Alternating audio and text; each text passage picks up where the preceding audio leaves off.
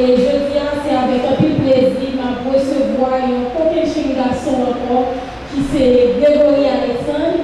Et souvent dit Grégory, c'est un homme que j'apprécie un peu. Et c'est toujours un plaisir, comme je me dis, pour recevoir pour m'entendre parler, pour m'apprendre de vous. Grégory Alexandre a bien pu intervenu sous texte littéraire Jacques-Stéphane Alexis et m'a invité pour Samuel Taillefer qui s'est pris à Manon, qui c'est un concours qui organisé chaque année, il était primé dans la catégorie poésie, a bien pour lire mon Jacques-Stéphane Alexis. C'est deux dernières interventions que nous avons bien. Après ça, Herbie François et Rebecca mettez chaleur dans le cahier. Applaudissez pour de la parole.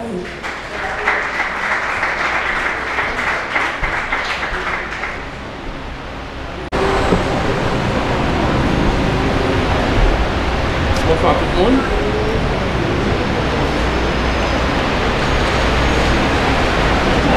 C'est bon. Merci. Bonsoir tout le monde. Et déjà, prendre la parole en public, c'est un acte plus risqué. Et en plus, parler de Jacques-Stéphane Alexis, c'est encore plus risqué.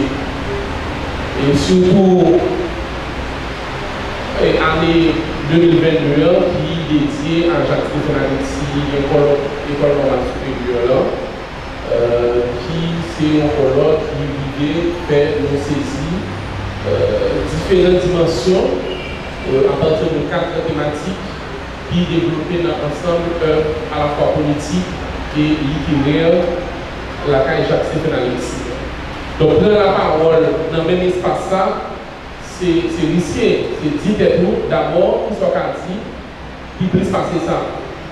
Et une temps de professeur Mérinier sur l'évolution haïtienne et puis l'ancien député Moquette, c'est très important pour nous dire que nous sortis de type de député Sao pour tomber dans le député jeudi et avec une structure pensée. Mais ma risque quand même pour dire côté littéraire, la caille œuvre, dans œuvre Jacques-Stéphane Alexis, d'abord, il faut nous saisir dans 3 dimensions. Dans la première dimension, c'est à partir de ça qu'on va appeler le romantisme allemand. Il n'y a pas vraiment parlé de ça, la caille Jacques-Stéphane Alexis. Ce n'est pas sur le romantisme français. Parce que quand on parle du romantisme, donc, il faut qu'on ait un ensemble de romantisme qui peut traverser différents pays européens. Les différenciations qui peut gagner, par exemple, dans le romantisme français, par rapport au romantisme allemand, qui était chita sur un Derville Marteux, donc en forme de représentation terrible du quotidien, par rapport au romantisme français, qui était en rupture, en coupure avec l'évolution, forme de pensée révolutionnaire 18e siècle. Mais le romantisme allemand, pour jouer la caille Jacques-Stéphane Alexis, c'est surtout à travers ça, en fait, le réalisme quotidien. C'est-à-dire en capacité pour prendre tout élément qui est dans le réel, va vivre au jour le jour, pour construire en œuvre sensible avec. D'ailleurs, tout réalisme merveilleux, Jacques-Stéphane Alexis, il construit sur ça. Capacité qui gagne dans le dualisme européen, le dualisme occidental, c'est-à-dire la différenciation entre le sensible et l'intelligible, où les peuples européens gagnent en capacité à partir de l'intelligible pour saisir le sensible. Eh bien, le réalisme merveilleux, c'est la capacité qui gagne que, en fait, le peuple vit au quotidien à partir de tous ces sens réels quotidiens. C'est-à-dire pas gagner une transformation de l'intelligible à partir du sensible. Mais de préférence l'inverse, c'est le sensible. C'est-à-dire c'est contre qui avec malice, nous vivons au quotidien. Madame Sarah, pour qui va en prison prison parce qu'en fait, il volait en paix. Donc, c'est tout ensemble de quotidien ça qui construit une esthétique que Rousseau qui t'a parlé un réalisme socialiste. C'est-à-dire que c'est tout élément qui est en dans quotidien, qui est en dans vécu nous, que nous pouvons chercher nos imaginaires, qui en fait qui proche, ça nous manie chaque jour et qui construit en esthétique. Que nous jouons clair, déjà en fait dans le XVIIe siècle, nous clair, dans le réalisme portugais, avec l'art rococo, c'est déjà en fait en forme qui était en germination. Il va traverser les Brésiliens, dans l'auteur brésilien, qui en Europe, la caille allemand, surtout avec sa nouvelle développement romantisme révolutionnaire, et qui va rentrer dans la littérature française avec le surréalisme. Le surréalisme, c'est en fait une forme même qui permet, comme nous pas capables de saisir le réel seulement à partir de l'intelligible, et que en fait nous clairs sur ça. La Première Guerre mondiale a montré que l'intelligible, que l'idée est incapable pour permettre de nous saisir tout ça qui est dans l'environnement, et bien nous allons créer en fait une forme de réalisme qui de l'ordre sensible. Mais on voit que Jacques-Stéphane Alexis allait plus loin passer ça.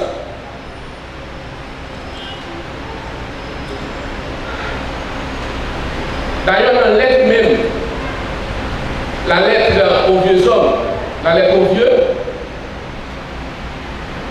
moi, Jacques-Stéphane Alexis, conscient de tout ça qui prêtait dans l'Occident,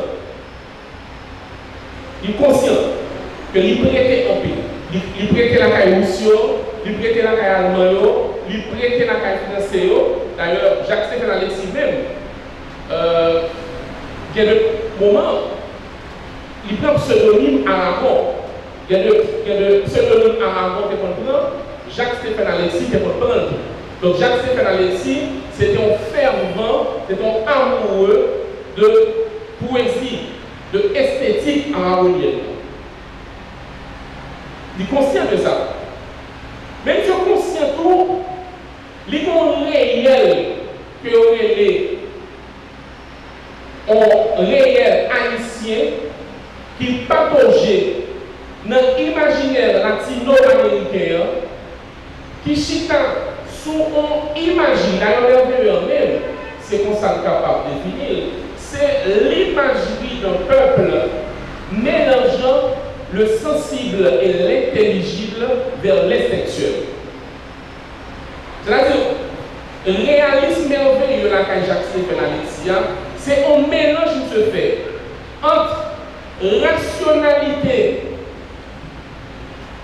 peuple, c'est-à-dire de la façon d'y parler coup, de la façon d'y révolter, de chanter, de la façon d'y aimer, de la façon d'y il dit ça ne pas plaît, ça ne plaît. Mais il n'est pas vivre en fait en forme de discours à l'Occident. Il mélange en dedans, ça en fait Platon, l'école normale, on va parler le sensible. C'est-à-dire qu'il y a un mélange que Alexis lui de faire entre le sensible et l'intelligible vers quelque chose qu'il appelle le réalisme merveilleux.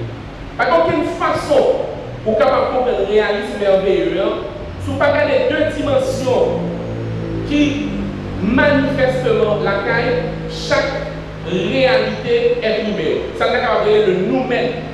C'est-à-dire que ça va aborder à partir des sens, et c'est pas pour ça raison, ouais, l'espace facilement, c'est un roman qui en construction des sens. Et attention, il y a un travail bien ficelé qui fait là-dedans. Il n'est pas seulement de sens comme ça. Bon, ça permet, bon, il est neurologue, ça permet de comprendre dimension qui a chaque sens. Où il commence avec Louis. Attendez, donc le sensation bon, c'est en fait un banc, c'est un côté qui est en pile tendé. Mais son côté qui permet pour intérioriser. Parce que, en fait, Jacques Pacouet, il n'y a aucune réalité qui est capable, saisissable, s'il n'est pas sorti de l'extérieur vers l'intérieur. Donc c'est la musique, c'est ça me tendait vers, ça me va intérioriser. Et pour atteindre dernière dimension, que est le toucher. Ouais, dernier sens qui manifeste en haut, l'espace de ciment, c'est le toucher. C'est-à-dire que cette dimension paroxystique être humain, à partir de ça, elle est intelligible, pour nous toucher dans la hiérarchisation, c'est à partir du toucher que nous allons en fait le kinesthésie. Et puis, bon, troisième et dernier bagage important, l'heure où c'est en écrivain ou c'est en lecteur pour saisir la cage Jacques-Stéphane Alexis, ça ne va pas passer dans la dimension politique, nous dirons encore, et nous ne va pas entrer dans la dimension marxiste, parce que il y a un peu de travail qui fait, tout ça déjà. Il y a un aspect de modernité qui est dans le roman Jacques-Stéphane Alexis. Qui ça nous révèle en fait aspect moderne qui est dans le roman Jacques-Stéphane Alexis? Jacques a écrit et l'a publié après la Deuxième Guerre mondiale.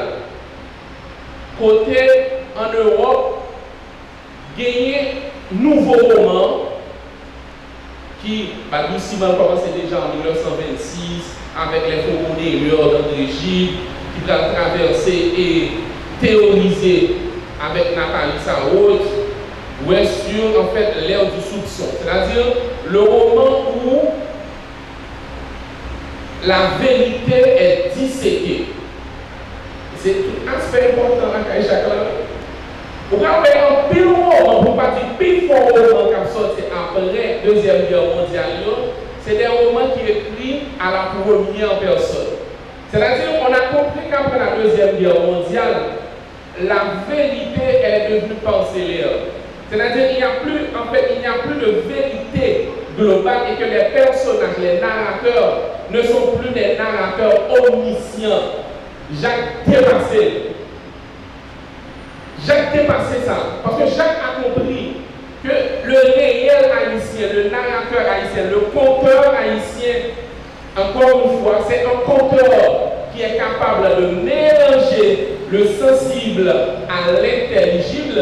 Et s'il possédait donc ça, le don du voyeurisme, il y a une dimension omnisciente, il y a une capacité pour saisir tout ça qui environne.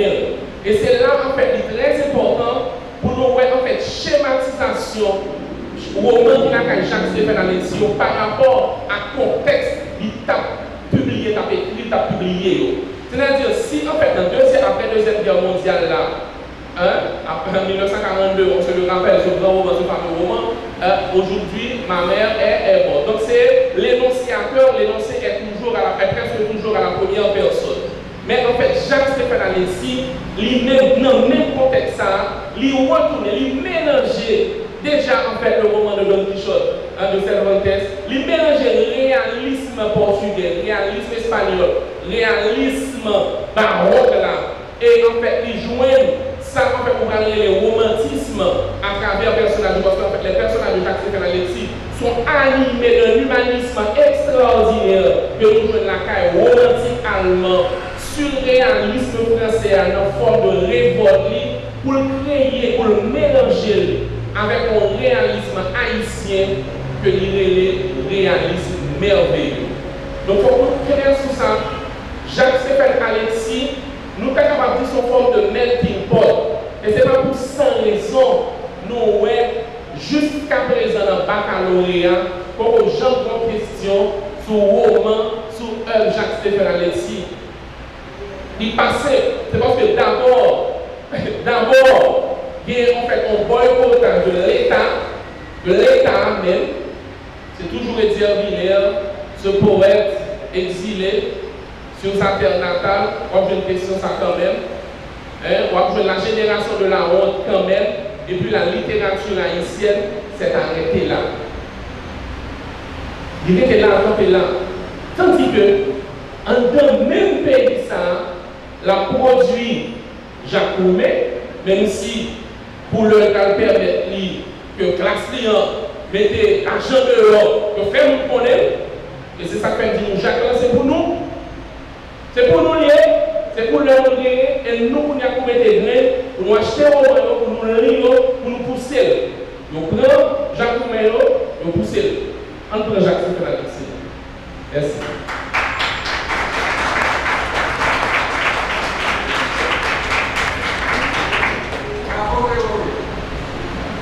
Au nom du public, je pense qu'il est nécessaire pour nous remercier Grégory Alexandre qui fait une présentation extraordinaire. En partenariat avec lui, parce que je suis d'abord là ma problème. Et je pense que c'est ce qu'il y a de plus intéressant généralement dans ce genre d'espace, parce que les nous entrons là, les nous entrons dans tout espace réuni, à la fois qui aime les cultures, qui aime les livres, qui aime tout ça qui vient avec connaissance et puis épanouissement intellectuel et social. Nous finissons par réaliser que nous ne pouvons jamais quitter dans l'école, peu importe quel âge nous gagnons. Et dans ce sens, ça peut profiter, remercier tout le monde qui était intervenu avant hier. Je me présente pour tout le monde, pour ceux qui me connaissent déjà, pour ceux qui ne me connaissent pas encore. Moi-même, c'est Samuel Taillefer, c'est mon auteur, mais à mon compte, on va dire, voilà, jusqu'à présent. Donc, nous, ensemble avec ces trois éditions, qui c'est là que les auteurs disent. Et c'est à la fois un honneur pour moi, mais c'est tout aussi un plaisir pour moi d'être capable de là. Pour moi, pas parler de Jacques-Stéphane Alexis, parce que après tout ce qu'on a entendu aujourd'hui, donc il va placer tout le monde a dit un mot sur aucune chaîne personnelle ça. Cependant, ça me capable de dire, en tant que poète qui a travaillé dans l'idée pour être capable de servir de, on va dire, qui a travaillé dans une appropriation du sensible dans une perspective de réunion sociale, de réunion humaine. Vous trouvez que c'est l'auteur, Jean-Grégory Zotiman, qui méritait pour chaque monde, chaque haïtien qui est conscient, et chaque haïtien qui peut baisser les bras toujours pour accaparer au lieu. Pour plusieurs raisons, parce qu'avant toute chose, à mon sens, il était dans le bon sens, et parce que tout, Jacques-Stéphane Alexis était habité par ce humanisme qui manque cruellement à beaucoup. Nous sommes capables de dire ça. C'est l'évidence maintenant que il y a tout le monde qui pas cultiver les valeurs humaines, gens que Jacques-Stéphane Alexis qui fait lui-même dans la campagne. Mais pour ne pas prolonger, parce que je connais que comme dans le et déjà que ma petite Jean allait en dehors de ça que l'on moins fait, moi je vais partager ensemble avec nous ma lecture, je vais dire ça comme ça, de la lettre de Jacques-Stéphane Alexis à Florence. Je me dis que c'est un petit étrange quand même, si personne va entrer dans la lecture de mon compte Jacques-Stéphane Alexis, et si on veut faire quelque chose de plus. Moi, découvrir les tailles de ça un bon moment, et si on les partage, si on fait effet sur moi. Et je dis, pendant que je vais faire une présentation, ça, on m'a dit que l'étape de mon compte, pour moi, tu fais une lecture ensemble avec nous. Mais ce n'est pas une lecture conventionnelle parce que j'ai essayé de mélanger, si ma vie que je suis, la pensée de Jacques-Stéphane Alexis à la mienne. Donc, je vous invite à écouter ça.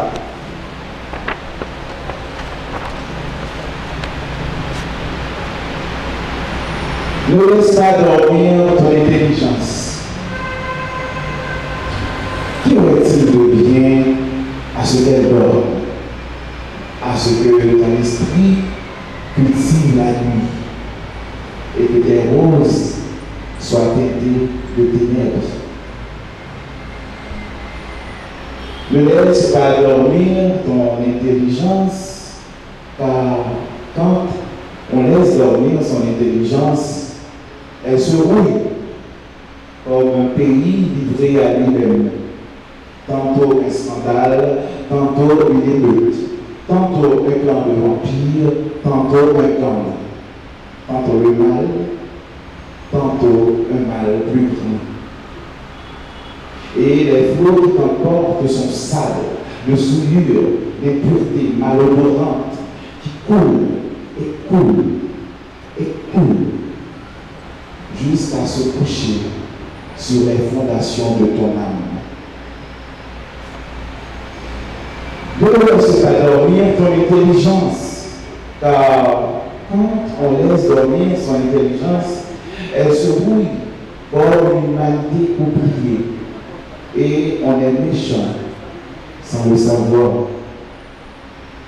Je t'exhorte donc, toi qui lis le temps au présent, qui connais les leaders de ce monde et les cris horrifiants d'un pays qui se meurt car livré à lui-même, je t'exhorte donc, toi qui respires la mort dans le carrefour déserté où le diable prend racine, aussi vieux que nos efforts de guerre, aussi brutal que nos colons, anciens et nouveaux, aussi perdu que le rêve américain dans un cœur haïtien.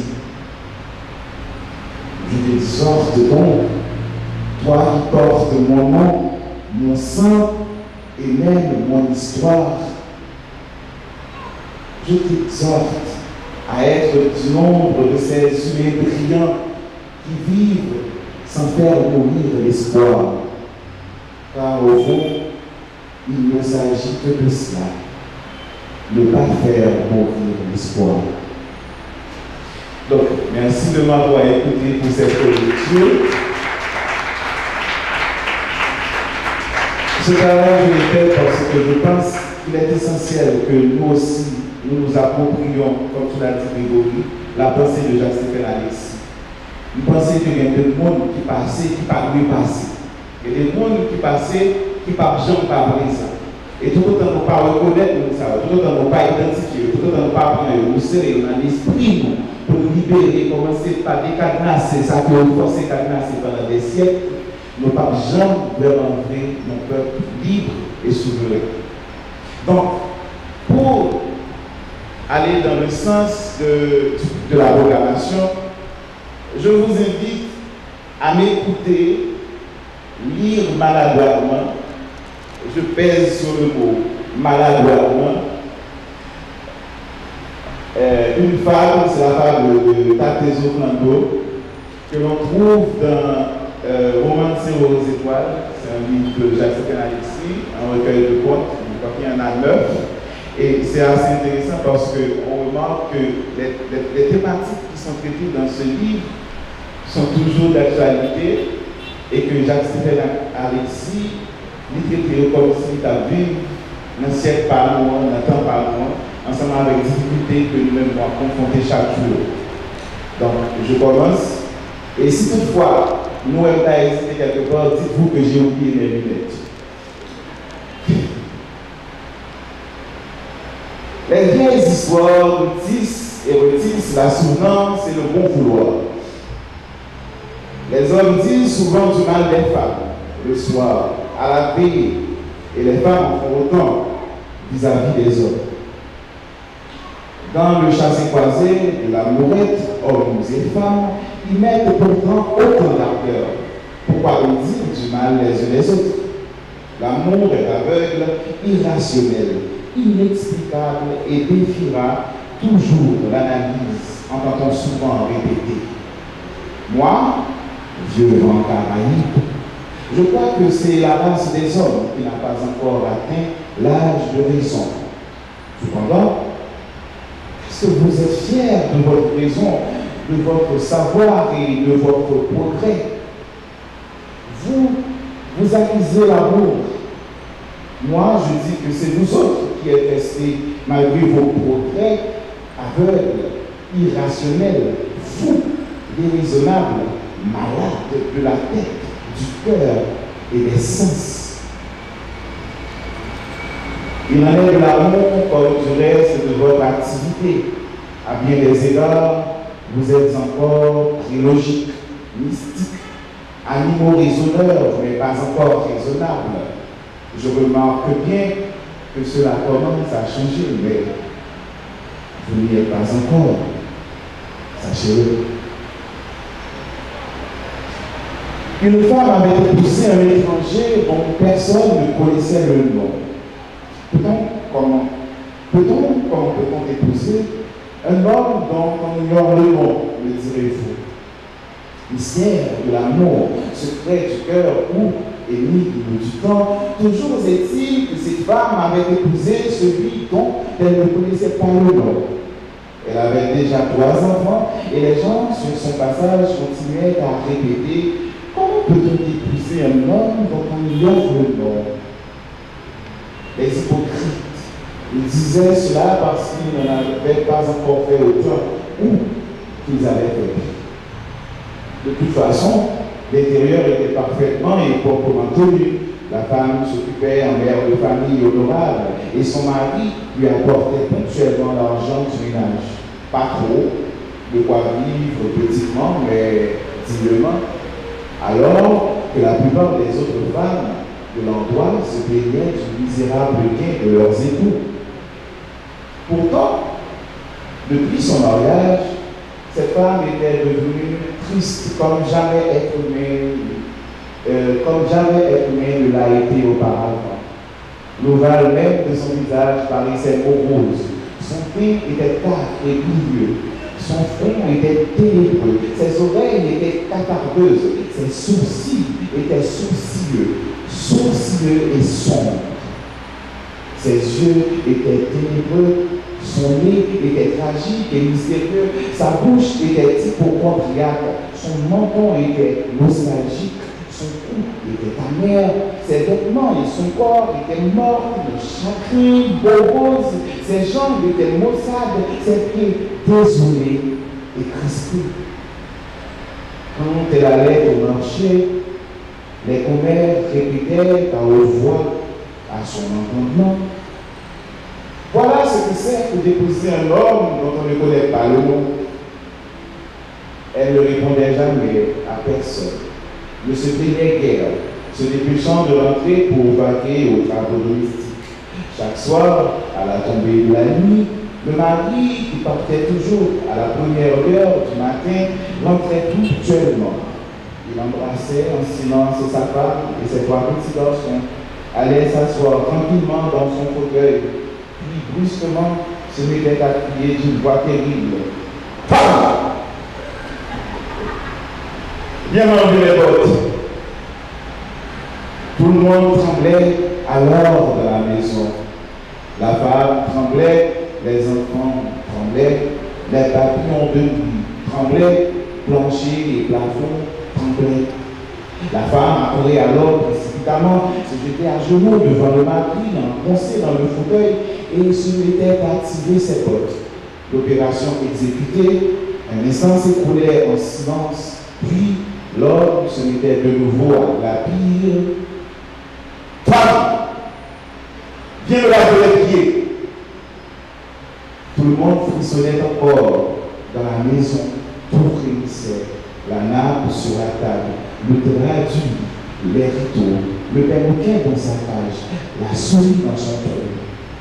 La femme s'élançait alors un broc d'eau chaude à la main, puis se mettait à laver soigneusement les pieds de son mari. La chose faite, un petit silence s'écoulait, puis, brutalement, l'homme hurlait encore d'une voix de stentor: femme, viens me donner mon souper. Toute la maison frémissait. Les murs, les chaises, la table, le chien, le chat, l'air du soir. La femme bondissait à la cuisine et revenait en un éclair, servait la table, donnait à boire, ensuite essuyait la bouche et vantait son mari, toujours debout auprès de lui. L'homme mangeait silencieusement. On entendait seulement grincer ses mâchoires.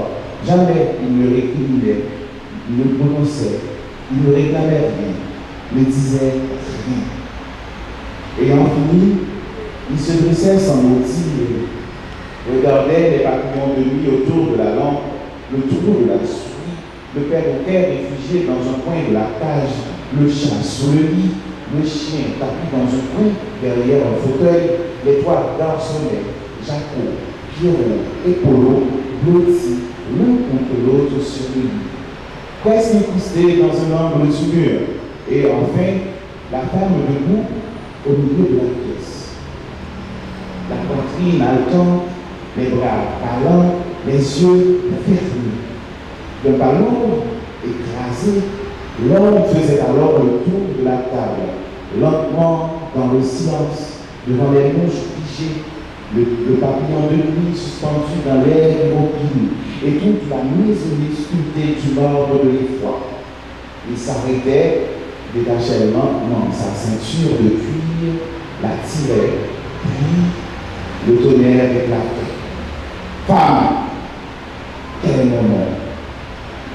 La femme ouvrait une bouche, la lune rousse, le perroquet braillait comme les bocages de la jungle d'Amazonie, les enfants piaillaient comme un nid de coucou, les murs frelottaient, planchers et plafonds trépidaient, les meubles vacillaient, terrorisés. La femme répondait un long cri. Tu t'appelles Gustave? Tout s'immobilisait alors et le silence se répandait. Tu mens, femme, quel est mon nom? Et les autres noms pleuvaient de nouveau sur la femme cabrée, supplicante, sans voix. L'orage reprenait toute la maisonnée dans sa gueule furieuse, dans une agitation fantastique.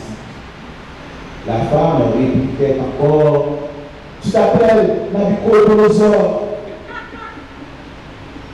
La maison restait en arrêt, droite, tranquille, muette.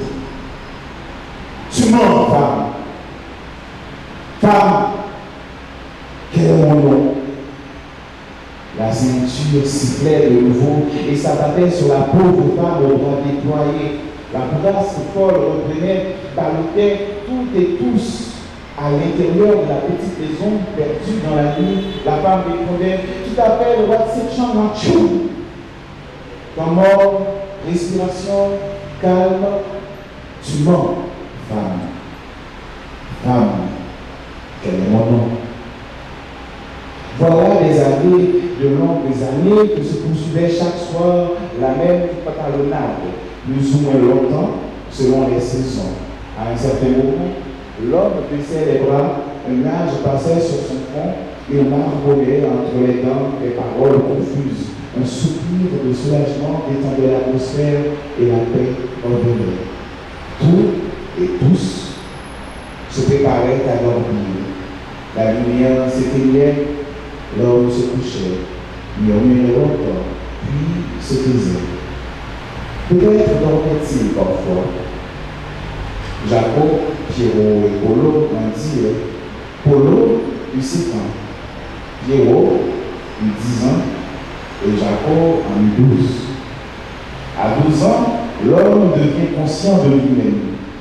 Il se prend au sérieux, il se prend une force et rêve de régir la vie, de réformer le monde. Un matin, le père était parti comme à l'ordinaire avec la première heure du jour. La veille, la comédie de chaque soir avait été plus macabre et plus violente que jamais. Jacob dit à sa mère, maman, ce qui se passe ici ne doit plus continuer. Je ne veux plus que tu sois battu. J'apprendrai le nom de mon père et tout finira. Mon pauvre enfant, est parti la mère. Tu es un tout petit bout d'homme. Comment parviendrais-tu à percer le secret de cet homme gigantesque, ton père? Nul n'a jamais pu savoir, d'autres bien plus forts que toi. Et moi, ta mère, depuis 12 ans, j'ai tout essayé.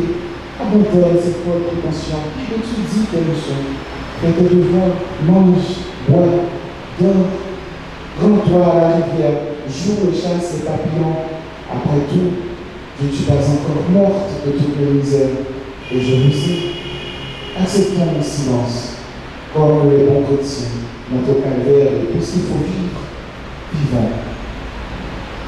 Aujourd'hui, j'ai 12 ans. Je suis grand. Désormais, et je dis que tu ne seras plus malheureuse. La mère lui beau dire, beau faire, Jacob était têtu. Ses frères l'écoutaient, les oreilles. Il partit subrepticement un matin à la suite de son père qui, comme toujours, s'en allait dans la tendresse des premiers rayons du soleil. Jacob marchait d'un pas rapide sur les traces de son père qui déambulait à grandes enjambées dans le levant du jour et traversait à la bourgade encore endormie les champs de manioc qui poussaient à bouche fermée leurs plaintes contractées et volantes dans la fraîcheur. Les calets qui frissonnaient joyeusement, des bananeries des routes. Ils côtoyèrent la mer, ils escaladèrent des collines et des montagnes crépies, de grands bois où vocalisent des oiseaux passionnés, de grandes prairies aux grands herbages lumineux. Ils croisèrent la plaine grasse et généreuse, un étang verdoyant, un flamand ravi l'espace, un taureau à l'œil mauvais et à la patte furieuse, des jonjons au bec joyeux et candide. Après avoir franchi des tas de ruisseaux d'argent, ils se trouvèrent devant la grande rivière au plumage blanc et mousseux. Des deux côtés, les montagnes descendaient abruptes vers la vallée, formant deux murailles d'harmonie pour le flot musicien. L'homme se déshabilla. Dans un buisson, Jacob se tapit, l'œil aux aguets, l'oreille frémissante. Son père était beau, comme un arbre. Quel torse épanoui, quelle force et quelle plénitude. Les cuisses, les jambes tombaient vers le sol comme un tournon vertical. Les bras montaient au ciel comme des geysers et les grandes eaux de son visage brillaient et vivaient, tragiques, désespérés. Le père se mit à sauter, il sautait sur place comme un ours, esquissant de petits bonds rapides et il chantait. On m'appelle Tatezo Plando. On m'appelle Tatezo Plando. Le jour où ma femme connaîtra mon nom, j'éclaterai comme une bombe. On m'appelle Tatezo Plando. Jacob écouta encore la grosse voix de son père qui chantait et sautait. C'était bien ça, Tatezo Plando. L'homme se coucha ensuite sur la berge, ses cheveux trempaient dans la rivière, il pleurait. Jacob bondit de son buisson et partit comme une flèche, répétant sans arrêt d'une voix précipitée. Mon père s'appelle Tatezo Plando. Le jour où sa femme connaîtra son nom, il éclatera comme une bombe baptise. Jacob sortit du défilé où coulait la grande rivière au plumage neigeux. Tatezo Plando. Il franchit des tas de ruisseaux d'argent qu'il appelait gentiment. Jacob, viens te baigner, viens t'amuser. Il ne répondit pas, filant comme une étoile. Tatezo Plando. Mon père s'appelle Tatezo Plando. Tatezo Plando. Il rencontra les jonjons qui tournoyèrent au-dessus de sa tête et l'appelèrent joyeusement. Jacob, regarde comme nous sommes jolis, viens avec nous. Il ne les regarda pas, buvant l'espace. Tatezo Plando. Mon père s'appelle Tatezo Plando. Tatezo Plando. Il vit le taureau méchant qui tapait du sabot en disant Jacob, alors arrête-toi. As-tu jamais vu un taureau plus beau et plus furieux? Alors, viens m'admirer. Il détourna la tête, riant l'air comme l'éclair. Tatezo Plando. Mon père s'appelle Tatezo Plando. Il revit la flamme immobile dans l'espace, les ailes déployées qui agitaient son bec en criant Jacob, arrête-toi, je viens te chercher pour te promener dans les nuages. Jacob ne leva même pas les yeux et courait à perdre haleine. Tatezo Plando, Tatezo Plando. Devant l'étang verdoyant, le lotus blanc lui sourit. Non, Zoplando. Mon père s'appelle Tatezo Plando. Il trottait la poitrine, croisa la plaine plantureuse, les bois enchantés et les collines radieuses qui toutes l'appelèrent. Il ne répondit pas, il marchait essoufflé. Tatezo Plando, mon père s'appelle Tatezo Plando. Il côtoya la mer qui agita ses jupons bleu roi et cria Jacob, viens te baigner, je saute, viens dans la baie avec moi. Le petit Jacob ne l'écouta pas, marchant d'un pas traînant, hors de souffle, mais répétant obstinément Tatezo Plando. Il revit bananeraies, cannelle et champs de manioc qui tous chantaient selon leur cœur. Jacob, viens voir, viens, voici les fruits, des tiges, des fleurs. Viens dans notre fraîcheur te reposer et caresser nos cigales. Jacob ne répondit pas. À aucune, il ne répondit rien, trébuchant, mais avançant toujours, opiniâtre, catégorisant. Sur la place d'armes de la bourgade, il y avait un cirque avec de gros éléphants qui dansaient, des tigres qui ricanaient, des singes qui faisaient des galipettes, des clowns qui lançaient des bonbons, des glaces et des cerises aux enfants. Jacob s'arrêta hors de souffle et regarda. Aussitôt, un clown qui avait un visage à 7 couleurs, des yeux comme les soirs et une bouche comme le matin, vint à lui. Bonjour Jacob. Il lui donna un beau ballon rouge, des sucres d'orge, des gâteaux, fit de jolies grimaces pour lui, dansa, joua de la flûte et lui toucha le front. Jacob s'arracha à sa contemplation et repartit. Comment ton père s'appelle-t-il déjà? Je crois qu'il s'appelait Claquer Zumbaba. Oui, c'est doit être ça. Claquer Zumbaba. C'est ça, Claquer Zumbaba. Il arriva chez lui hors de souffle, répétant inlassablement Claquer Zumbaba. Mon père a dit qu'il s'appelait Claquer Zumbaba. Il cria aussitôt à sa mère, Maman, mon père s'appelle Claquer Zumbaba. Claquer Zumbaba? Es-tu sûr, mon enfant? Comment pourrait-on s'appeler Claquer Zumbaba? Tu as certainement mal compris. Je suis sûr, maman. Mon père a dit qu'il s'appelait Claquer Zumbaba. Je ne suis plus petit. Claquer Zumbaba, je te dis. Quand vint le soir et que la mère répondit à son mari qu'il s'appelait Claquer Zumbaba, elle fut battue comme jamais auparavant. Elle ne l'avait été. Pierrot, à son tour, déclara qu'il était capable de découvrir le nom de son père. Mon pauvre Pierrot, toi. Un petit bonhomme qui pleure pour manger son poids et rit. Jacob lui aussi a tout pouvoir et le résultat, c'est que je suis moulu comme je ne l'ai jamais été auparavant. Non, Pierrot, si ton frère n'a pas pu, tu ne feras pas mieux. J'en aurai pour le moins un bras cassé si tu y vas. Tu resteras ici, mon petit. Pierrot t'a pas tué. Moi, je suis aussi fort et aussi malin que Jacob. Voilà longtemps que je n'ai plus pleuré. J'irai et je réussirai. On eut beau dire à Pierrot, il fronça les sourcils d'un air têtu et ne répondit pas. Un matin, il partit à la suite de son père, en lisant dans le petit jour couleur d'aubergine. Tout ce que Jacob avait vu, Pierrot le vit. Toute la bourgade endormie, les champs de la mer, les montagnes, les collines, grands bois, prairies, la plaine germinante, l'étang, le flamand, le taureau, les jonjons, les ruisseaux d'argent et enfin la vallée, ses murailles d'harmonie, la grande rivière musicienne. Pierrot vit son père se déshabiller. Son père était beau, comme un pic de montagne de la selle. L'homme sauta, puis il chanta. On m'appelle Tato Soflando. Le jour où ma femme connaîtra mon nom, j'éclaterai comme une bombe. Pierrot écouta les paroles dans ses oreilles.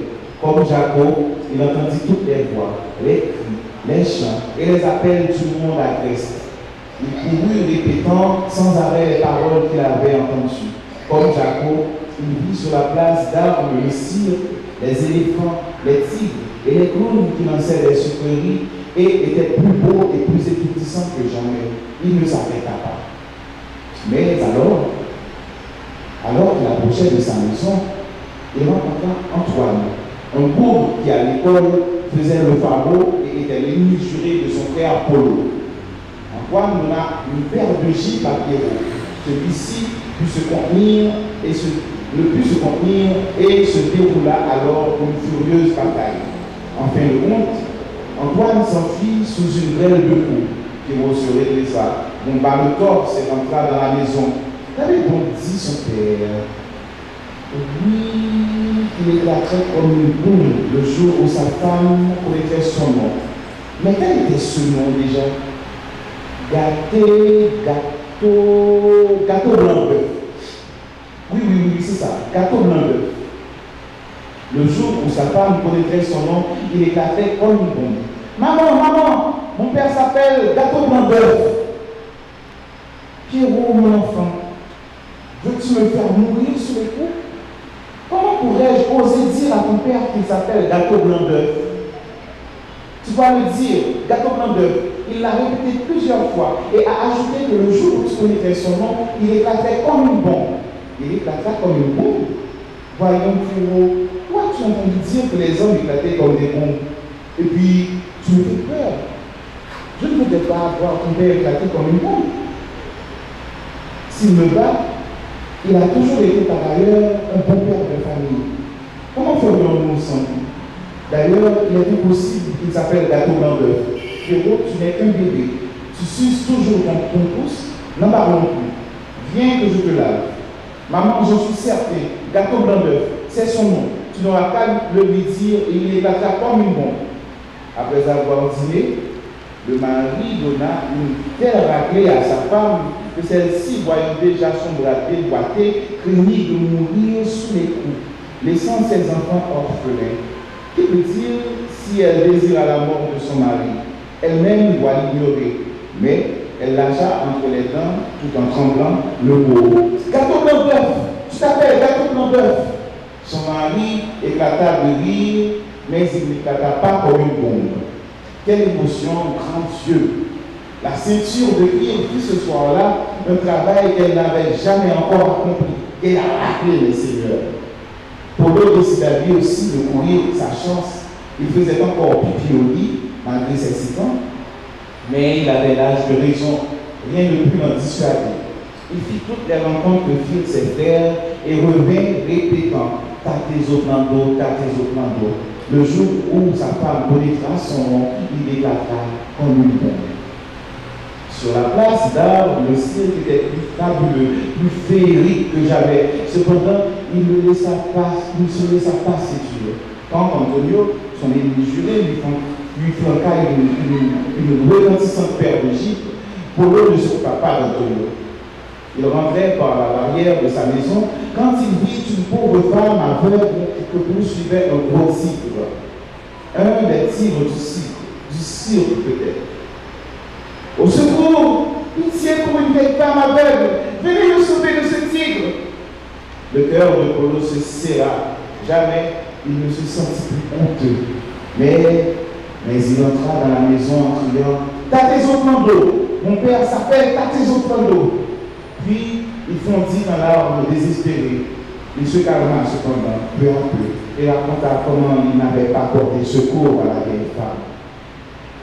Tate Zoplando, as-tu dit Polo? Demanda la mère. Oui, maman, mon père s'appelle Tate Zoplando. Cette fois-ci, c'est sûr, je ne me suis pas trompé. Si mon père ne s'appelle pas Tate Zoplando, je vais mourir. La mère haussa les épaules, ne répondit pas, mais ne prit pas un quelques mot de tout ce qu'avait dit Polo. Cependant, à la nuit tombée, quand l'homme interrogea sa femme et qu'il l'abattit comme jamais être humain n'a été battu, le mot força les lèvres de la malheureuse femme. Tate Zoplando, tu t'appelles Tate Zoplando. L'homme se mit à enfler. Il enfla comme un ballon et éclata un fracas extraordinaire. Moi, je vends Caraïbes, je passais par là. L'explosion me projeta jusque chez moi dans cette caverne. L'histoire ne dit pas ce qu'il advient de la femme et de ses 3 enfants, mais parfois je rencontre sur ma route une pauvre veuve. Elle est triste, comme jamais être humain ne l'a jamais été. L'ovale même de son visage est mélancolique, son teint est âpre et bilieux, son front ténébreux, ses oreilles capardeuses, ses sourcils sourcilleux et sombres. Ses yeux douloureux, son nez tragique et mystérieux, sa bouche hypocondriaque, son menton nostalgique, son cou amer, ses vêtements, son corps mort, chagrin et morose, ses jambes maussades, ses pieds désolés et crispés. Peut-être regrette-t-elle un temps où elle était battue. En tout cas, si dans cette affaire on me demande mon avis, je répondrai que Tate Zoplando fut certainement un pauvre homme et sa femme ne le fut pas moins. Pauvres humains, chacun vit, souffre et meurt de son secret. Et tout votre malheur vient de ce que nul ne fait l'effort de comprendre et de soulager l'autre.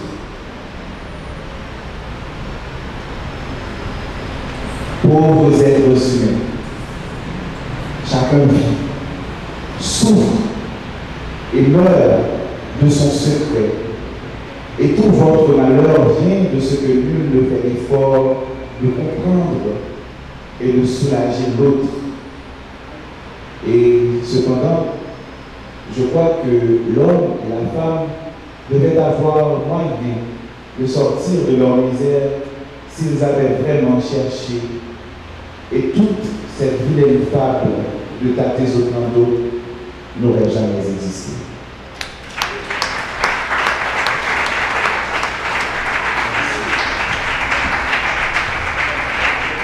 Merci un peu. Applaudissez encore Sylvain.